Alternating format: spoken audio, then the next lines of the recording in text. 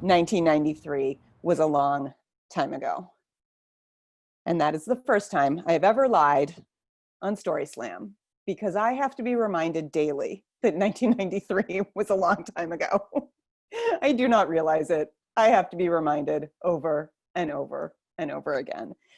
Because I spent a lot of time thinking about the early 90s. I'm a young adult novelist, and as my fiction is really just fanfic of my own life, I spend a lot of time thinking about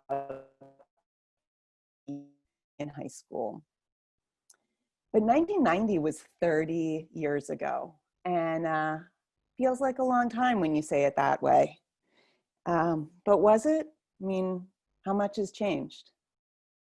My prom was in April. My senior prom was in April of 1993. And in January of that year, I was sitting in the back of the senior class homeroom when the prom committee announced the venue they had booked for our prom. And I wasn't paying attention because I didn't care. And it was a country club somewhere in the suburbs of Pittsburgh. And the girl sitting next to me leans over and says, "Do you really want to go to a prom at a club they wouldn't let us join?" And I was like, "What? I'm sorry." And she said, "It's a closed club." And I said, "What's a closed club?" And she, one of the few Black biracial girls in our class, said to me, one of the few Jewish girls in our class, "Jews and Blacks aren't allowed to join that club." And I wasn't even angry. I was confused. I was like, and so like hand goes up, I'm in the back of the room, I wait my turn. And when the prom committee calls on me, I say, "Is it true that Jews and Blacks aren't allowed to join the club?"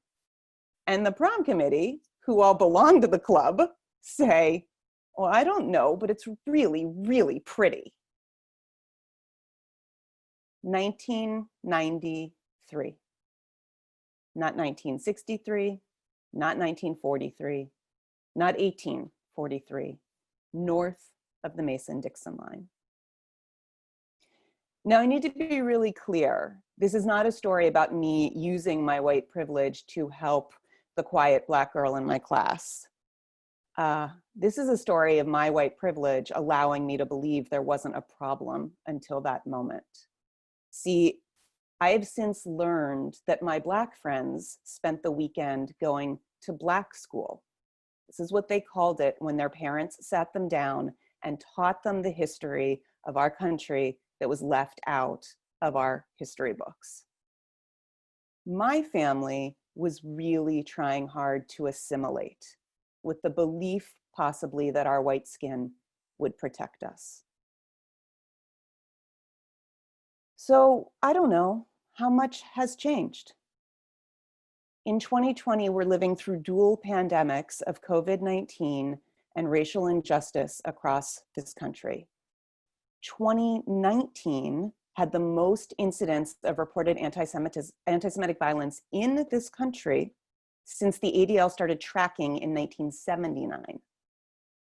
And in 2018, a man in Pittsburgh, Pennsylvania, went into a synagogue, murdered 11 Jews, including 2 of my family members, and likely because he is white, was taken into custody alive. 1993. The Jewish religion has this concept of tikkun olam, which means to repair the world. And though I am quite marginally Jewish in my practice, I have tried to make the world a better place. In small ways, in loud ways. What I can tell you is, in April of 1993, my senior prom was in a very ugly, windowless ballroom in a hotel. And the prom committee was really, really mad at me. But I was really proud of the school, who very quickly, after we brought this to their attention, made a rule that all school functions would be at public places from that moment forward, restaurants, museums, things where you don't need memberships. And as far as I know, that rule stands today. And I will forever be grateful that they supported us when I blundered my way into my first act of resistance.